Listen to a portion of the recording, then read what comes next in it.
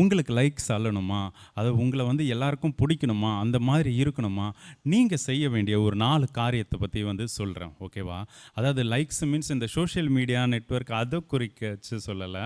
உங்கள எல்லாருக்கும் பிடிக்கணுமா, இப்ப ஏசப்பானா யாருனாலும் வந்து ஏசப்பா பிடிக்கும் இல்லையா? அவர் என்ன சொல்றாரு, அவருடைய அன்ப நமக்கு ஊற்றி இருக்காரு. நம்மளும் எல்லார்ட்டயும் அன்பா இருக்கணும்னு சொல்லியிருக்காரு இல்லையா? ஆனாலும் நம்மள வந்து யாருக்கும் பிடிக்க மாட்டேங்குதுன்னு நினைக்கிறீங்களா? என்ன எல்லாரும் வெறுக்கிறாங்க, என்ன எல்லாரும் தள்ளுறாங்க, நான் எல்லாருக்கும் பிடிச்ச மாதிரி இருக்கணும் நீங்க நினைக்கிறீங்களா?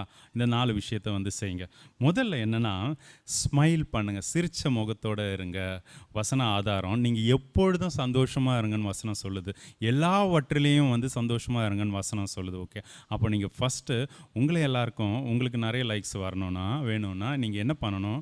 முதல்ல சிரிச்ச முகத்தோட சந்தோஷமா இருங்க. 2வது எல்லாரையும் வந்து என்கரேஜ் பண்ணுங்க, மோட்டிவேட் பண்ணுங்க. ஓகேவா? நீங்க முந்திக் கொள்ளுங்க. ஒருத்தங்கள வாழ்த்துதல் சொல்றதுக்கு நீங்க வந்து முந்திக் கொள்ளுங்க. ஓகேவா? மோட்டிவேட் பண்ணுங்க. டிஸ்கரேஜ் பண்ணாதீங்க. ஓகே. என்கரேஜ் பண்ணுங்க. 3வதா ஹெல்ப் பண்ணுங்க. உதவி பண்ணுங்க. ஓகேவா? உங்களுக்கு ஒரு பலன் இருக்குன்னா, உங்களால செய்ய முடியும்னா அத செஞ்சுருங்க. ஓகேவா? உங்களால முடிஞ்ச ஹெல்ப், சப்போர்ட் எல்லாமே வந்து நீங்க செய்யுங்க. ஓகே. 4வதா கேர் பண்ணுங்க. ஓகே. கேருங்கிறது பொறுப்பு.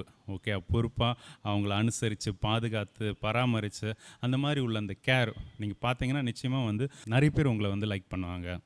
4 விஷயம் என்னென்னா, முதல்ல ஸ்மைல், 2வது என்கரேஜ் பண்ணுங்கள், 3வது ஹெல்பிங் டெண்டன்சி, 4வதா வந்து கேர் எடுக்கிறவங்களா இருங்க. நிச்சயமாக இயேசு கிறிஸ்துவ வந்து எல்லாருக்கும் பிடிச்ச மாதிரி உங்களையும் என்னையும் அவரை உடைய நம்மளையும் வந்து மற்றவங்களுக்கு பிடிக்கும். அவருடைய தன்மையை நம்மளும் வந்து அவருடைய அடிச்சுவடுகளை பின்பற்றுவோம்னா நம்மளுமே அவரோடு கூட இருக்கலாம். ஹல்லேலூயா.